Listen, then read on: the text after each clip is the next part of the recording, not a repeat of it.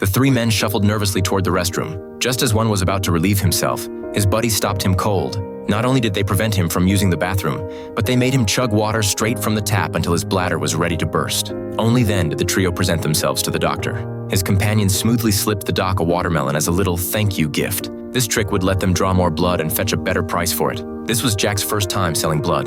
Though his body was already protesting, he gritted his teeth and pushed through, desperate to save up enough money to find himself a wife. The moment they finished, all three guys bolted for the restroom, finally getting that sweet relief they'd been holding back. Afterwards, they ordered a heaping bowl of blood sausage. His buddy told Jack this would help replenish all the blood they'd just lost. Jack took this advice to heart, and it became his post-donation ritual from then on. With cash in his pocket, Jack sought out Emma, the girl he'd been pining for, and promised to take her out for a nice meal the next day. True to his word, Jack brought Emma to town, splurging on expensive perfume and treating her to her favorite pork buns. After they'd eaten their fill, Jack seized the moment and asked when she'd marry him. Emma was floored. She looked like she wanted to throw up everything she'd just eaten. Despite the crushing rejection, Jack wasn't ready to give up. That very evening, he went straight to Emma's father, laid all his savings on the table, and begged the man to let him marry his daughter. He even offered to move in with their family if that's what it took. Seeing Jack's sincere determination, the father agreed to the match. Before long, Emma found herself married to Jack against her wishes. Years flew by, and the couple had 3 sons.